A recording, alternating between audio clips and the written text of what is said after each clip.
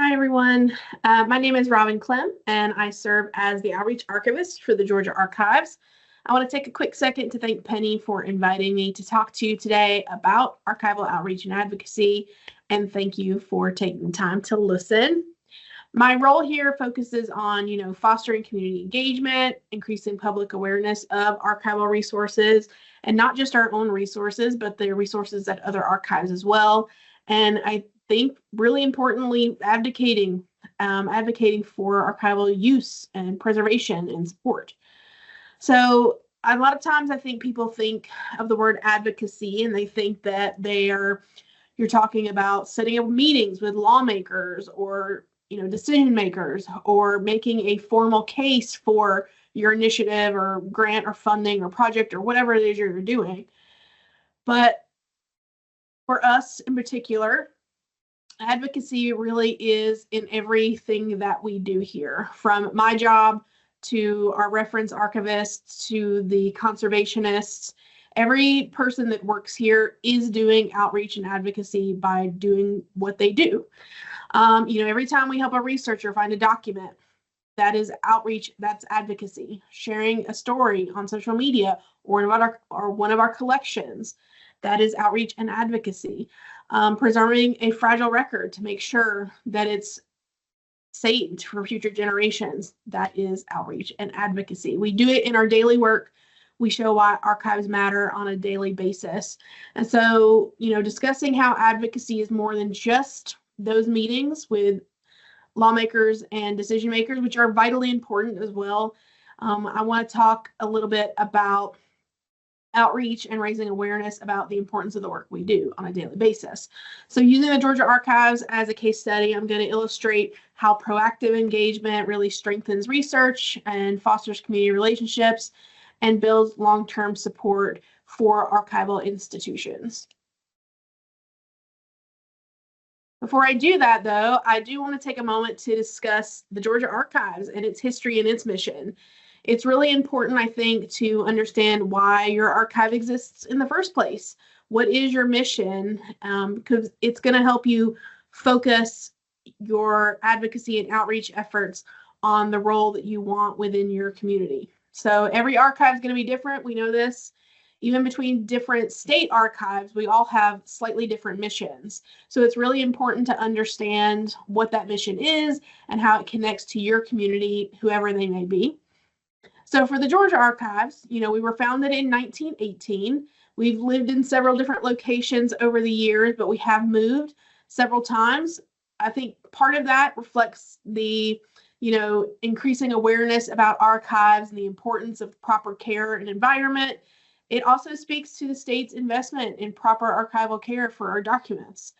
So like I said, we've been in several different locations over the years. I have them listed here on the slide, but we are housed in Morrow, Georgia today. We are right down the street from Clayton State University. We are right next door to the National Archives Atlanta branch.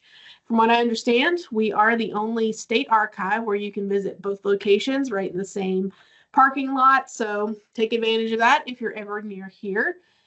Since 2013, we have been a part of the University System of Georgia. So we are a sister institution to the state's colleges and universities like Clayton State University. Now, our mission here at the Archives is to identify, collect, manage, preserve, publicize, and provide access to records of Georgia and its people. We also assist state and local government agencies with their records management as well. With all of that, we advocate for public access, education, and engagement with our materials specifically. Now, what does all of that mean, in action or in practice? So this mission takes on many forms. So as I mentioned before, we are all doing this part of this mission for a single goal, to maintain these archives and make them accessible. So we assist government agencies with their records management, and that can be anything from bringing their records in, permanent records in, and making them accessible to the public, to helping to assist these agencies make retention policies that fit their organization and the requirements of the public, so that, if they have deciding what if a record should be a permanent record, if something should be temporary, only within a certain amount of time. We do actually have a separate facility in Austell that helps a lot of these agencies house their temporary records. We provide access to historical records, be it on site, in person. We answer phone calls and email, and we answer emails. We also have a web form on our website that we call Ask an Archivist, that questions can be submitted through those, and we help, with research in general, historical research, genealogical research, legal or land research. We do that by providing access to those records. We also preserve and protect historical materials. We have an on-site conservation lab that makes sure that new records that are coming in are safe for inclusion into our collections. We also regularly review existing materials to guarantee their preservation for future generations as well. And then, of course, we engage the public through programs and events that help to promote archival resources and historical awareness. But when we talk about outreach, again, it's not just about those programming or like public programming, right? It's about all of those things that I just talked about. So I want to focus today specifically, though, on my role here as an outreach archivist and what I try to focus on in my role.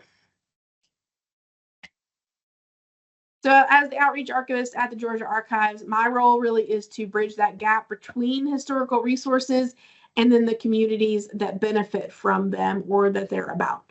So beyond simply just promoting our collections to everyone, like I said before, everything we do here is a form of advocacy, making sure that archives are seen and used and supported. Of course, being in an outreach role, that is the main function of my job. And I do that by focusing on 3 core areas of advocacy-driven outreach. So first being community and educational outreach. We develop programs, we do workshops that bring in the public or encourage engagement with archival resources. The second being content creation and media engagement. It's 2025. We couldn't do what we do without being on the internet and being active and engaged there with audiences, because the truth of the matter is we want to expand as much beyond our physical space as we can and engage as much as we can outside of the limits of our physical space here in Morrow. But the way to do that is online. And then the third is stakeholder and community engagement. So ultimately, all of this comes down to partnerships. I can't state enough the importance of building partnerships in what we do. Building partnerships, with historical organizations or libraries, or in our case, government agencies, help to amplify our reach. And then, of course, there's always a funding component, right? So we are a state archive, and most of our budget is from the state. However, that doesn't mean that there is a budget for outreach. Sometimes we have to look outside of our typical support structure to find ways to put on programs that help align to our mission, right? So through these efforts, I tried to make sure that the Georgia Archives is not really just thought of as a repository for a bunch of old documents, but that we are an actively engaged archive and that we are a well-supported community resource as well. One of the most effective ways that we have found to advocate for the Georgia Archives and other archives as well is through our public programming. These initiatives don't just educate people about history. I think they demonstrate why archives deserve continued funding and support. I did include on this slide a list of the public programs we have coming up through the rest of the year, and even the date for our next African American Symposium next February. In case you're interested in any of those, you can mark it on your calendar. But I do want to talk about the last 3 programs that we've held and talk a little bit about how they act as advocacy. So the last event we put on was our African American Genealogy and History Symposium. I think this is our largest event that we do all year long. It is also our largest advocacy success story as well. Initially, this was a one-day event that it was started many years ago, and it grew into a 3-day symposium after we received a grant from the Clayton County Tourism Authority. So I think this is a great example of how outreach leads to advocacy. We demonstrated success in this program to help us secure additional funding. Also, as a good note, I think this is a great example of looking for funding in unexpected places. The Clayton County Tourism Authority isn't something that I would have imagined we would get a grant for and be able to use to help promote our archives and our events, but it's an example of an amazing partnership that we've been able to develop, and we continually apply for this grant year after year and have been successful with it. So it's a really good example of that. But going back to the symposium, we focus on historical narratives and genealogy research because we knew that there was a need for it. And I think that this symposium bridges the gap between academic scholarship, so the work that's being done, and personal connection. And so we do this event in partnership with ARST Metro Atlanta chapter. So if you're not familiar with ARST, they are the Afro-American Historical and Genealogical Society. And again, they have a Metro Atlanta chapter, which is an enormous chapter that does a lot of amazing work. But through this partnership, we are ensuring that our community voices help to guide that program. They are the heart of this event, and the event could not go off as well if we did not have them as partners. They have decades of experience in researching and preserving African American history. They bring an amazing amount of expertise and dedication that helps to align with our mission. And so their involvement allows us to connect attendees with resources, expert guidance, and then truthfully a community, a super supportive community that they can network with that's really committed to preserving and sharing African American heritage. It's really important, especially for us, as an institution, we recognize how important it is to bring in experts that have lived experience and who can speak to having a deep knowledge of whatever that topic may be, in this case, African American history and genealogy. And so collaborating with organizations like ARST makes sure that we provide authentic and well-rounded programming that really reflects the voices and the stories of the community that we hope to serve. But it also means that the attendees are going to leave with meaningful and actionable knowledge to help advance their genealogy and their historical research, and may mean that they come back time and time again because they know now what we have here. So then at the next event that we put on back in November, thanks to additional funding from the Clayton County Tourism Authority, we had the opportunity to launch a new program. And when we were trying to decide what we wanted to do, we were listening to feedback from our patrons who were coming in and were interested in learning more about American Indian heritage and the communities in Georgia. So in November, we introduced the American Indian Heritage Symposium, which was designed to highlight the history and culture of American Indian communities in Georgia. And again, that goal was to kind of shape, to offer a deeper understanding of the stories that have shaped both the state and those indigenous communities. And so again, it goes back to partnerships, because we knew that we wanted to put on an authentic and impactful program. We knew we needed the right partner. And so we reached out to the Georgia Council on American Indian Affairs. They are a state level organization that maintains a relationship with all 3 of the Georgia recognized tribes. And so with a mission to preserve and foster the culture, heritage, and well-being of Georgia's indigenous people, we knew that the council was going to be an invaluable collaborator to help shape this symposium. So they helped to connect us with tribal leaders. They helped connect us with historians and other experts that make sure that our topics and our speakers reflect the voices and experiences of Georgia's indigenous communities. And then the third event that we put on in October before our American Indian event was our Chart Your Course College Day. This was a one-off event for us, but I think it highlights how advocacy extends beyond historical programming in our context. So we hosted a college outreach day where we connected students with higher education opportunities. while introducing them to the archives at the same time. So not only does this help strengthen our relationship with our community, it also helps strengthen our relationship with the university system, schools and colleges. It helps to hopefully build long-term institutional support as well. We, of course, speaking of our other events, we have our Lunch and Learn program that we do the second Friday of every month that's dedicated to exploring Georgia's stories. So you can see here in the calendar, they run a wide range of topics. So for example, coming up here in March, we have Stephanie Calabrese, who's going to be talking about her documentary called Unspoken, which is about her growing up in a small town in Georgia where a horrible event occurred in the 1940s that no one ever really talked about. And she's going to talk a little bit about why local history matters, why these things need to be explored and talked about, even if they're painful, right? And then I think later this summer, we have the Archivist from the Atlanta Journal-Constitution coming to talk about their collections and her job. So wide range of topics. I hope that we are finding things that patrons want to listen to. We take suggestions too. So if anybody has any suggestions on speakers, we are always open to find new people to speak at our Lunch and Learns.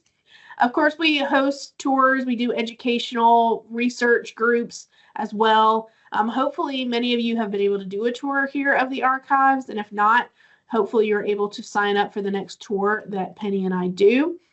But I also go out and present about the archives to many different groups, from, genealogical societies, libraries, schools. So we go out and we talk about the archives and our resources as well. So, again, I don't think that outreach is just about hosting events, but that's a huge part of it, and it becomes more about making sure that the archives are an indispensable community resource. The more engaged we are, the better and stronger our advocacy becomes, right? Beyond in-person programming, we, of course, work on our digital outreach to make sure that we have a consistent and widespread advocacy in that arena as well. We maintain an active presence on Facebook and Instagram. We upload recordings of our Lunch and Learns and most of the programs that we do, the big programs we do throughout the year, on our YouTube channel, so that the idea is we reach a wider, diverse audience of researchers, educators, people are just generally interested in history as well.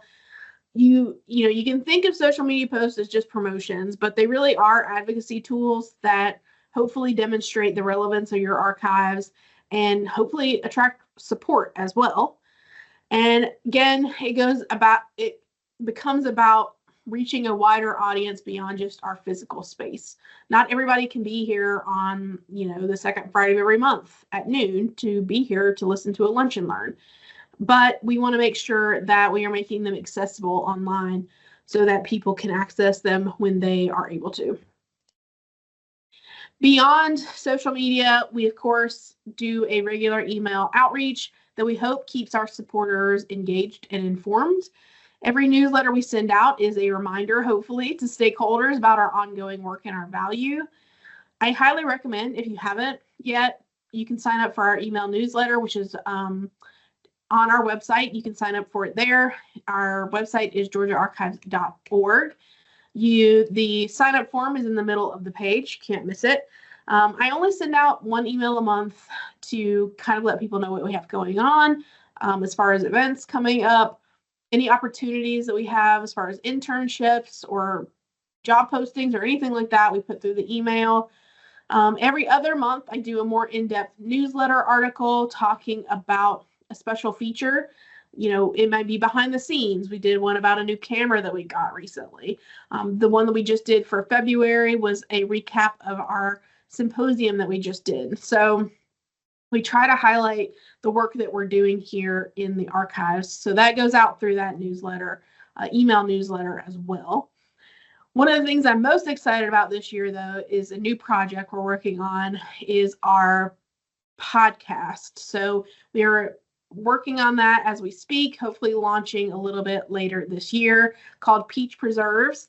And hopefully this is going to give us a new platform and a new audience to expose them to the Georgia Archives for some archival advocacy, right? It's going to allow us to share, more detailed stories, to highlight collections that don't normally get the attention that they deserve. And hopefully we'll demonstrate why archives, matter in everyday life and, what they can be used for. And then, of course, we always have our promotional materials. We do flyers and brochures. We do digital versions that we put on our website, but we also print them out. And I'll take them with me if we go to events or if I do outside presentations as well. So again, advocacy is at the heart of everything that we do. Every interaction, every program, every social media post makes a case for our archives. We are building partnerships, right? Every partnership we have builds strength in our position with our community. Not only does working with groups like AUGS or the Council for American Indian Concerns help ensure that we are securing the most knowledgeable and experienced voices for our presentations, but they expose us to an audience that might not have known of us before. It helps to amplify our advocacy efforts by expanding our reach and our credibility. For us specifically, collaborating with government agencies, we're really lucky to have that close relationship with them to help kind of prove on a daily basis that the work that we do is important. We also, supporting our patrons is such a huge component of this. Every researcher we assist demonstrates the essential role of public access to historical records. By helping genealogists or students or scholars navigate collections, we build a community of advocates.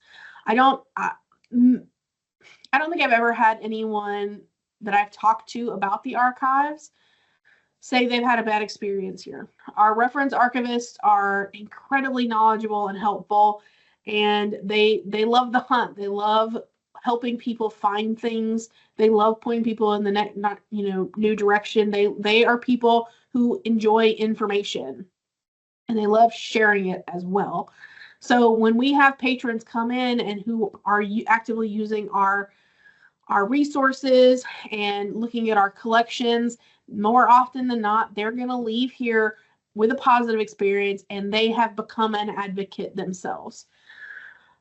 The other part of that is adapting to feedback, whether it's through improving our finding aids or changing up or expanding our programming. We're trying to work to show that our work is responsive and that it's relevant. So for example, we're working on a new type of format for our Archives and Genealogy Day program that we do every October. We are trying to incorporate more webinar or hybrid options because not everybody can be here. So that was a piece of feedback that we received, and we're trying to work towards finding a solution for it. And then finally, that piece that we all talk about, securing funding, is really, that's where you find your power in advocacy. Every grant that we receive or that we work towards or that we show we have been able to work with really is proof that our work has impact. The African American Symposium grew only due to advocacy-driven grant funding. The American Indian Heritage Symposium was only made possible through outreach and advocacy to show that we are responsible and innovative when it comes to those funds and the community demand for it. So basically, future projects are going to rely on our continued ability to advocate for resources. So everything that we do is advocacy. Again, I hate to harp on it, but it's true. Whether we're putting on programs or we're getting resources to our patrons, or we're putting up a social media post about our collection, or we're working on funding, or we're working on conservation. As we move forward, we have to keep speaking up for archives, but we, more importantly, just have to keep doing that work to ensure that archives are thriving, that they receive the resources they need, and that they serve our future generations, right? So that's my presentation today. Thank you so much again to Penny for inviting me to talk to you. and thank you for taking the time to listen. I'd love to hear your thoughts and answer any questions you might have. So my contact information is on that slide. So please reach out if you have anything that you'd like to talk about. Thank you.